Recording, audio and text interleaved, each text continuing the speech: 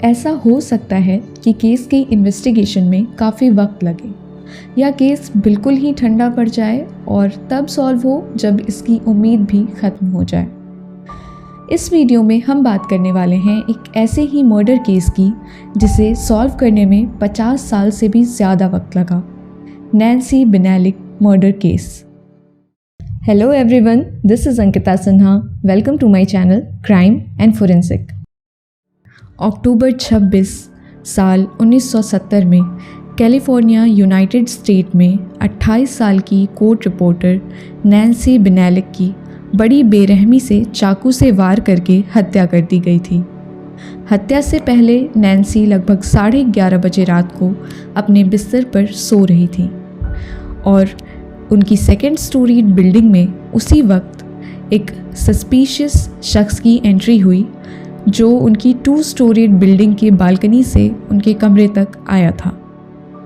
Nancy के कमरे में आने से पहले उस शख्स का मकसद बिल्कुल क्लियर था और इसलिए उसने खुद को बचाने के लिए अपनी उंगलियों पर टेप लगाया था ताकि फिंगरप्रिंट्स का ट्रांसफ़र ना हो सके। पोस्टमार्टम रिपोर्ट के अनुसार नैन्सी पर 30 से भी ज़्यादा वार किए गए थे। बॉडी का सर लगभग धड़ से अलग कर दिया गया था। इसके अलावा हाथ और आर्म्स पर मल्टीपल डिफेंसिव वुंड्स भी थे, जो ये बताने के लिए काफ़ी थे कि विक्टिम ने अपने बचाव की पूरी कोशिश की होगी। हत्या से कुछ घंटे पहले नैन्सी बिनैलिक ने अपने फियांसे फेरिस सैलमी के साथ शाम बिताई थी और इन दोनों की शादी भी कुछ ही हफ्तों में होने वाली थी।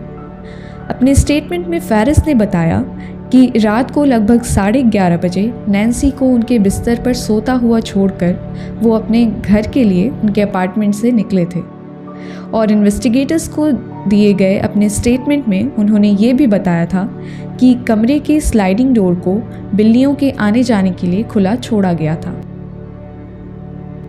इस घटना की इन्वेस्टिगेशन के दौरान इन्वेस्टिगेटर्स को बालकनी से होकर अपार्टमेंट की बिल्डिंग के नीचे फुटपाथ और पार्किंग तक खून के कुछ निशान मिले, जिससे ये अनुमान लगाया गया कि हत्या की कोशिश के दौरान होने वाली हाथापाई में कल्प्रिट को कुछ चोटें आई थी और सीन ऑफ क्राइम से भागने के लिए उसने किसी व्हीकल का इस्तेमाल किया था। उस वक्त खून के धब्बों से ब्लड ग्रुप के अलावा कुछ और इन्फॉर्मेशन निकाल पाना मुश्किल था। साइंटिफिक स्टडीज़ के एडवांसमेंट ना होने की वजह से इन्वेस्टिगेटर्स को कल्प्रिट तक पहुंचने का और कोई क्लू नहीं मिल पाया। हालांकि साल 1986 में फॉरेंसिक साइंस की फील्ड में डीएनए प्रोफाइलिंग भी इंक्लूड हो चुका था और साल 2004 में स्टेट और नेशनल कॉडिस डेटाबेस की खोज में भी खून के धब्बे किसी भी अपराधी से मैच नहीं हो पाए।